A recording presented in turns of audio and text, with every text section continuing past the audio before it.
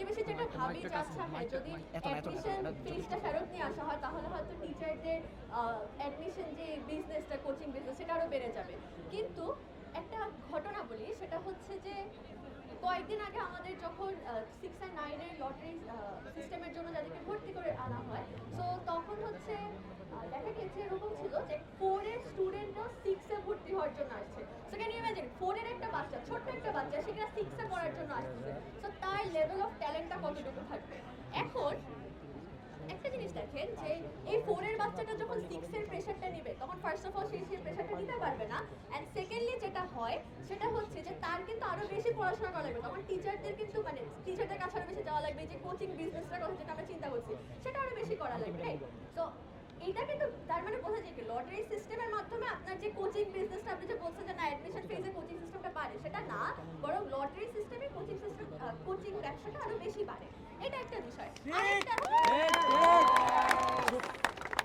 আরেকটা জিনিস খেয়াল করেন, সেটা হচ্ছে যে আগে মানে অ্যাডমিশন ফেজে একটা স্টুডেন্ট যখন 80 মার্ক পাইতো সায়েন্সের সাবজেক্টে, তখন হচ্ছে তাকে অ্যাডমিট করা হতো।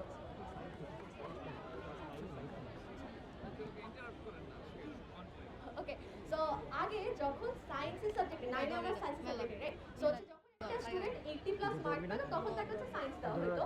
এখন 60 প্লাস মার্ক পাইলে হচ্ছে তাকে সায়েন্সে ভর্তি করা হয়, which is a good thing in a sense. কিন্তু এটার মাধ্যমে স্টুডেন্টরা কি ফেস করে সেটা হচ্ছে খারাপ। যেমন টিচাররা তাদেরকে কনস্ট্যান্টলি হিউমিলিয়েট করে যে তুমি তো খারাপ রেজাল্ট করে, তোমাকে তো জাস্ট লটারি সিস্টেমের মাধ্যমে আনা হয়েছে, তোমার তো প্রপার যোগ্যতা নাই, তুমি তো রাজুকে পড়ার জন্য তুমি তো এলিজিবল না। এই ধরনের জিনিসগুলো যখন একটা স্টুডেন্টের কনস্ট্যান্টলি ফেস করা লাগে তখন আপনার বুঝতে হবে যে হচ্ছে তার মেন্টাল হেলথটা কোন লেভেলে যায়, রাইট? সো তাই আমরা বিশ্বাস করি যে যখন অ্যাডমিশন ফেজে আনা হবে সবগুলো স্টুডেন্টের লেভেল অ্যাটলিস্ট লাইক ইকুয়াল অ্যামাউন্টে থাকবে, অ্যান্ড দেন তখন রাজুকের লেগেসি যেমন কন্টিনিউ হবে তার পাশাপাশি প্রত্যেক মানে স্টুডেন্টদের এই ধরনের জিনিসপত্রগুলো ফেস করা হবে। করোনা মধ্যবর্তী সময়ে 20 কি 21 সালে লটারি সিস্টেম চালু করা হয়। তো এরপর থেকে আমাদের শিক্ষার্থীরা ক্রমাগতই ইনজাস্টিসের শিকার হচ্ছে, তাদের মেধার কোনো মূল্যায়ন হচ্ছে না। তো এটা অনেক দিন ধরে সুদূর প্রসারী একটা প্রসেস, অনেক দিন ধরে লটারি সিস্টেমটাকে আস্তে আস্তে ইস্টাবলিশ করা হচ্ছে। তবে এটা আর এখন সময়ের সাথে মিলছে না, এটা সময়ের সাথে খাচ্ছে না জিনিসটা। আমরা লটারি সিস্টেমটাকে এখন অ্যাবলিশ করতে যাচ্ছি।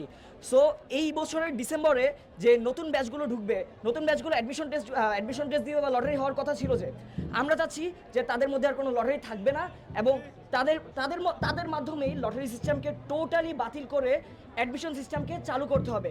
আর একটা অ্যাডমিশন সিস্টেম চালু করা এটা একটা ছোট্ট প্রসেস না, অবশ্যই 1 থেকে 1.5 মাসের মতো সময় লাগবে। অবশ্যই 1 থেকে 1.5 মাসের মতো সময় লাগবে, প্রশ্ন রেডি করার বিষয় আছে, তারপর অ্যানাউন্সমেন্ট দেওয়ার বিষয় আছে, একটা লম্বা প্রসেস।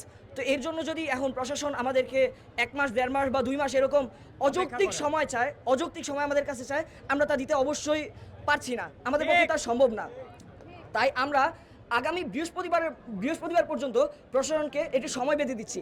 বৃহস্পতিবারের মধ্যে আমাদেরকে পারমিশন দিতে হবে, আমাদের কলেজকে পারমিশন দিতে হবে যে আমাদের কলেজ আগামী ডিসেম্বরে যেই ছাত্রদের ভর্তি নেওয়া হবে এদেরকে অ্যাডমিশনের ভিত্তিতে ভর্তি না, অ্যাডমিশন টেস্টের ভিত্তিতে ভর্তি নেওয়া হবে, কোনো লটারি সিস্টেম থাকবে না।